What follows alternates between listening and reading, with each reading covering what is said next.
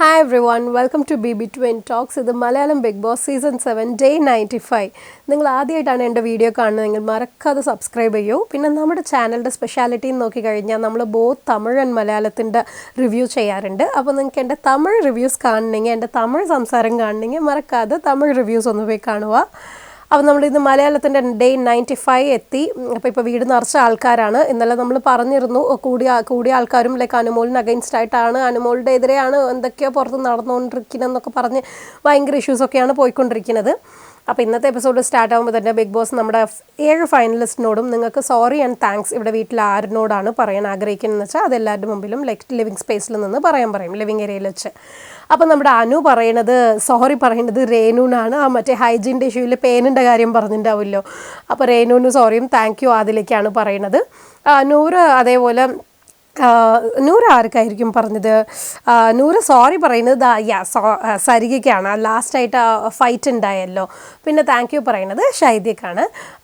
പിന്നെ നമ്മുടെ ഷാനവാസ് സോറി പറയുന്നത് ലേഡീസ് ലക്ഷ്മി ആൻഡ് ബിനി പിന്നെ അക്ബർ, ബിക്കോസ് ലേഡീസായിട്ട് കുറച്ച് ഡിസ്റെസ്പെക്ട്ഫുൾ ആയിരുന്നു, പിന്നെ അക്ബറായിട്ട് എപ്പോഴും അടിയായിരുന്നു, അങ്ങനെയൊക്കെ ആയിരുന്നല്ലോ. അപ്പോൾ അതുകൊണ്ട് അവർക്ക് സോറിയും താങ്ക് യു ഒബ്വിയസ്ലി നമ്മുടെ അനീഷിനായിരുന്നു.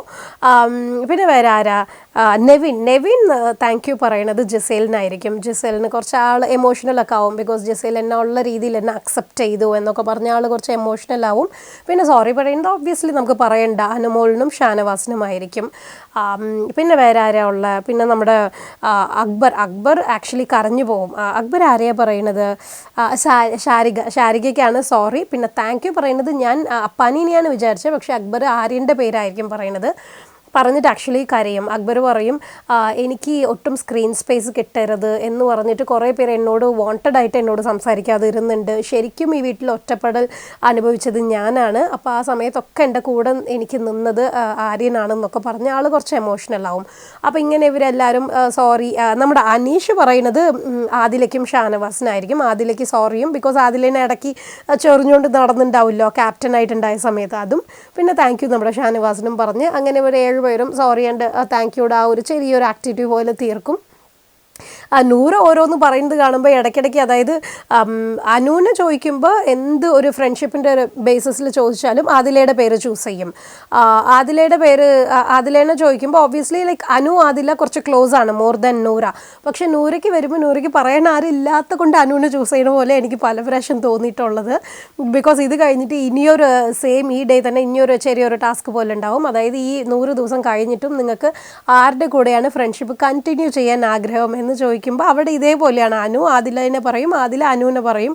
നൂറയ്ക്ക് ആരെ പറയാനില്ല എന്നുള്ള കൊണ്ട് അനുവിനെ പറഞ്ഞ പോലെ എനിക്ക് തോന്നിയത്. പിന്നെ അതേപോലെ ഷാനവാസ് അനീഷിനെയും, അനീഷ് ഷാനവാസിനെയും, അക്ബർ അപ്പാനീനെ പറയും. പിന്നെ നെവിൻ ആരെയാണ് പറയുന്നത് എന്ന് വെച്ചാൽ ഞാൻ നോക്കട്ടെ. നെവിൻ പറയുന്നത് മസ്താനിനെയാണ്. യെസ്, മസ്താനി ആക്ച്വലി വീട്ടിലേക്ക് വന്നു കഴിഞ്ഞിട്ട് ഫുൾ ലൈക്ക് ഡൗൺ ആയിരിക്കുമല്ലോ. പുറത്ത് പോലും ഊഞ്ഞാലിലിരുന്ന് സംസാരിക്കുമ്പോൾ ചോദിക്കുമായിരിക്കും ഇങ്ങനെ എന്ത് പറ്റി നിനക്ക് പുറത്ത് പോയി ഫുൾ നെഗറ്റീവായിരുന്നു, ഫ്രണ്ട്സൊക്കെ കൂടെ ഇല്ലേ, നിനക്കൊന്നും ഓക്കെ ആവാൻ പറ്റിയില്ലേ എന്നൊക്കെ വീട്ടിലുള്ളവർ ചോദിക്കുമ്പോൾ മസ്താനി ഭയങ്കരമായിട്ട് ബ്രേക്ക് ഡൗൺ ആയി കറിയും. എനിക്ക് ഫ്രണ്ട്സ് ഉണ്ടായിരുന്നു, പക്ഷേ എനിക്കിങ്ങനെ ഫുൾ നെഗറ്റീവായി എന്ന് പറഞ്ഞപ്പോൾ എല്ലാവരും എന്നെ വിട്ട് പോയി എന്നൊക്കെ പറഞ്ഞ ആൾ കുറച്ച് ബ്രേക്ക് ഡൗൺ ആവും.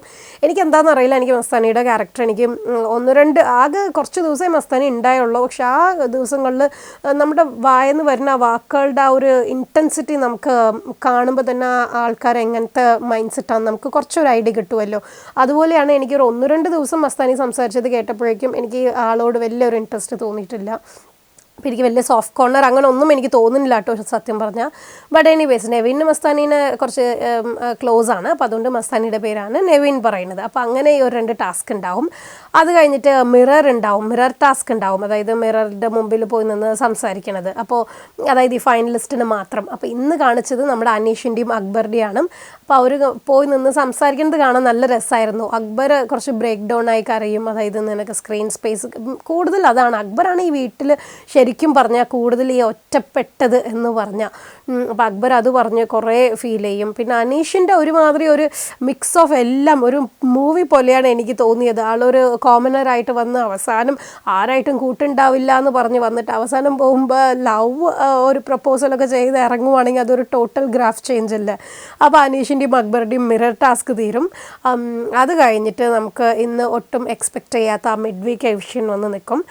അതിനു മുമ്പ് ആക്ച്വലി ഊഞ്ഞാലിലിരുന്ന് ഷാനവാസും അനുവും ഇരുന്ന് സംസാരിച്ചുകൊണ്ടിരിക്കുമ്പോൾ ഷാനവാസ് അനുവിൻ്റെ അടുത്ത് നീ സൂക്ഷിക്കണം, അവിടെ എന്തോ ഒരു ടോക്ക് പോയിക്കൊണ്ടിരിക്കണം നിന്നെക്കുറിച്ച് എന്ന് മാത്രം തുടങ്ങും. ഇതൊരു വലിയ ഒരു ഇതായിട്ട് വരാൻ പോവാണ്.